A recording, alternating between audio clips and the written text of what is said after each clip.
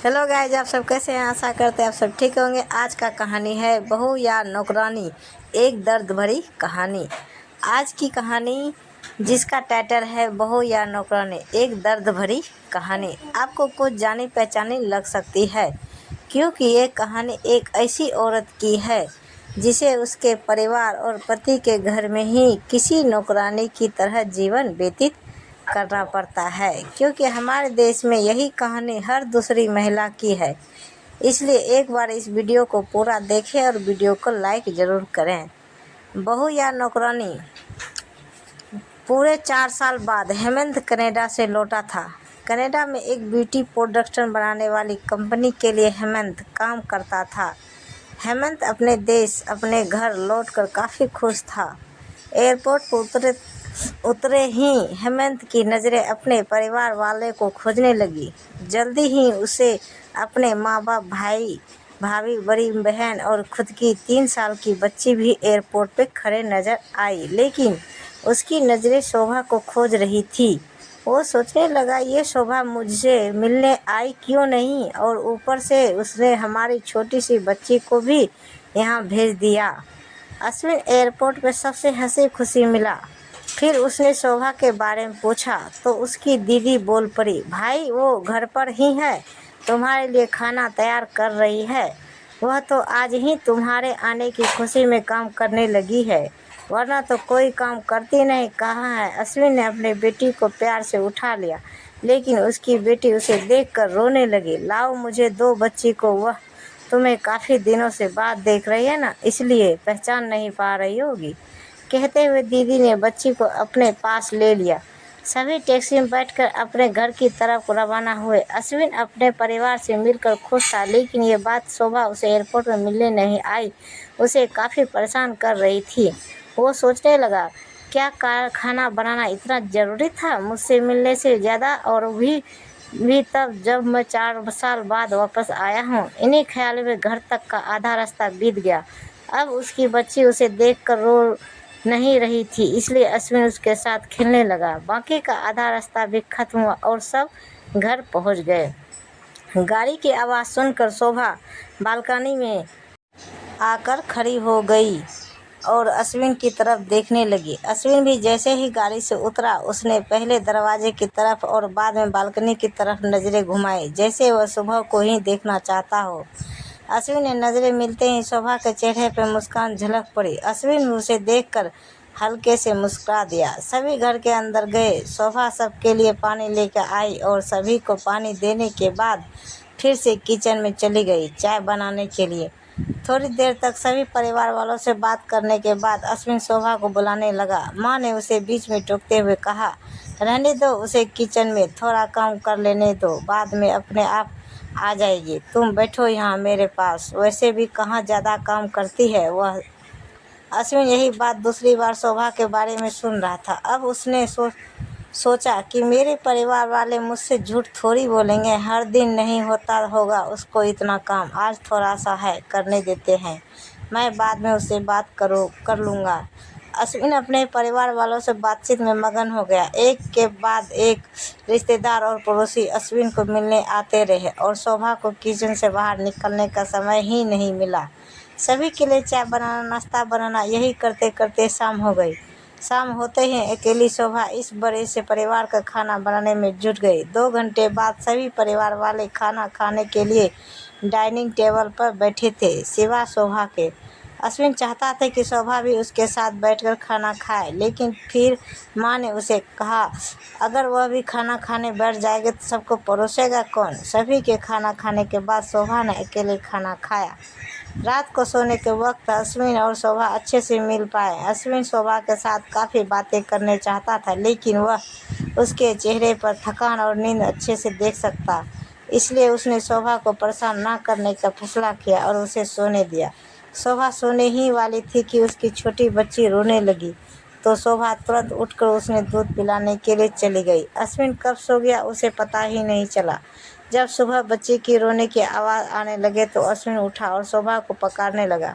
जब शोभा पास नहीं दिखी तो उसने बच्ची को चुप कराया और फिर से सुला दिया। अश्विन बाद में शोभा को देखने लगा तो शोभा उसे फिर से किचन में मिली, जो सुबह सुबह ही जल्दी उठकर घर वालों के चाय नाश्ते की तैयारी में लग गई थी। अब अश्विन सोचने लगा, माँ और दीदी तो कहती थी कि शोभा ज़्यादा काम नहीं करती, लेकिन जो मैं देख रहा हूँ वो तो कुछ और ही है। अश्विन अब सब समझ गया था, पर वो अपनी माँ को ऐसा नहीं बोल सकता था कि शोभा से ज़्यादा काम ना कराया करो। इसलिए अब उसने खुद ही शोभा की मदद करना शुरू कर दिया था। अश्विन के हाथ बटाने से शोभा को थोड़ा अच्छा लगने लगा था। पहले जहाँ उसका चेहरा थकान से उतरा रहता था, अब उस पर थोड़ी थोड़ी चमक आने लगी थी।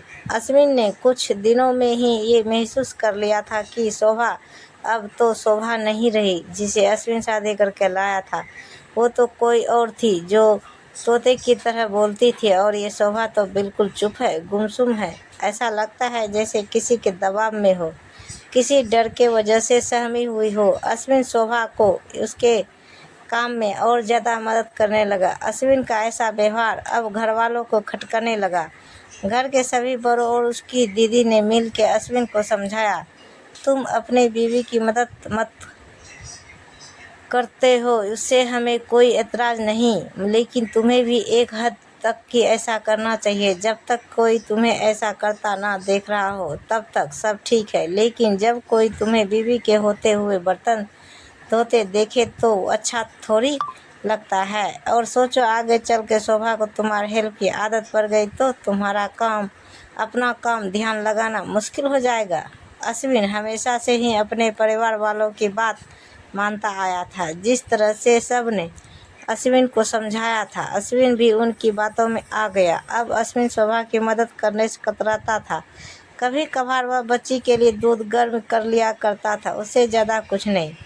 घर वालों ने अश्विन को विदेश जाने से मना कर दिया और कहा कि यहीं पर कुछ काम कर लो। अश्विन ने अब घर से ही ब्यूटी प्रोडक्शन ऑनलाइन बेचना शुरू कर दिया। उसका परिवार भी बढ़ गया। अब उसे 2 बेटियां और 1 बेटा था। दोनों बेटियां स्कूल जाने लगी थी, लेकिन बेटा अभी भी छोटा था।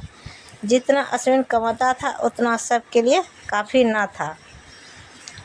काफ़ी सोच विचार करने के बाद अश्विन ने यह फैसला किया कि वह अब शोभा के साथ शहर में जाकर रहेगा, जहां पर शोभा भी काम कर पाएगी और वह घर से ही अपने ब्यूटी प्रोडक्ट्स बेचना शुरू रखेगा। इस तरह से वे अपने पैसों की तंगी को पूरा करेंगे। परिवार वालों ने भी अश्विन को इजाज़त दे दी। अश्विन चाहता था कि माँ भी उसके साथ रहे, लेकिन माँ को शहर में आना मंजूर ना था। माँ बड़े भाई के साथ रहने लगी। शहर में अब शोभा नौकरी करती और अश्विन घर से ही ऑनलाइन अपने प्रोडक्ट बेचता। कई साल ऐसे ही बीत गए। शोभा घर का काम और बाद में बाहर का काम करके पहले से भी ज़्यादा थकी थकी रहने लगी। परिवार वालों की अश्विन के दिमाग में डाली बातें अभी भी उस पर असर करती थी। वह यहाँ पर भी शोभा का हाथ न बटाया करता। अश्विन अब दिन रात अपने प्रोडक्ट बेचने में ही मसरूफ़ रहता। कभी कभी शोभा उससे कहती कि मुझे अच्छा नहीं महसूस हो रहा है, मुझे डॉक्टर के पास ले चलो। वो वह कह देता, लेकिन अपने काम में इतना खो जाता कि कभी उसको डॉक्टर के पास ले ही नहीं जाता। शोभा तो बीमार थी, लेकिन एक बार अश्विन बहुत ज़्यादा बीमार हो गया। इतना बीमार हो गया कि उसे अस्पताल में भर्ती करवाना पड़ा। अस्पताल में अश्विन के पास सिर्फ शोभा थी और कोई नहीं। इतना बीमार होने के बाद भी उसके परिवार वाले सिर्फ उससे मिलकर वापस अपने घर चले गए थे। उसका सहारा बनने के लिए, उसकी तकलीफ बांटने के लिए कोई भी उसके साथ नहीं था।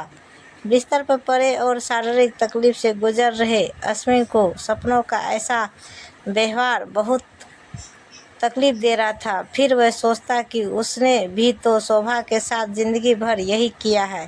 क्या वह शोभा का जीवन साथी सिर्फ नाम का ही नहीं था? जब साथ देने की बारी आती थी तो उसने दूसरों के बहकावे में आकर उसे किनारा कर लिया था। यहाँ तक कि शोभा के खुद अपने मुँह से कहने के बाद भी उसकी तकलीफ को वो नज़रअंदाज करता आया था। अश्विन को अब अपना दर्द शोभा के दर्द के आगे मामूली सा लगने लगा। उसके दर्द को ना बांटकर उसने बहुत बड़ा गुनाह किया हो, ऐसा उसे लगने लगा। पश्चाताप के आंसू अश्विन की आंखों में बहने लगे। उसने अपनी सारी गलतियों और गुनाहों के लिए शोभा को माफ़ी मांगी। दोस्तों, जीवन साथी का मतलब होता है जीवन के हर उतार चढ़ाव में, जीवन के हर मोड़ में जो साथ दे। साथ होने और साथ देने में उतना ही फर्क होता है जितना सिर्फ वादा करने में और सचमुच वादा निभाने में होता है। दोस्तों, एक पत्नी की दर्द भरी कहानी पति के दृष्टिकोण से हमने बयां की है। इस कहानी को दिखाकर किसी भी पति या पत्नी का अपने जीवन साथी के प्रति व्यवहार सुधर जाएगा तो इस वीडियो को दिखाने का उद्देश्य सफल हो जाएगा। धन्यवाद।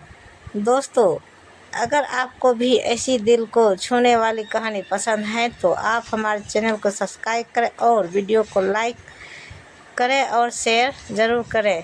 धन्यवाद। तो गाइज, मिलते हैं अगले वीडियो के साथ। तब तक बाय बाय गाइज।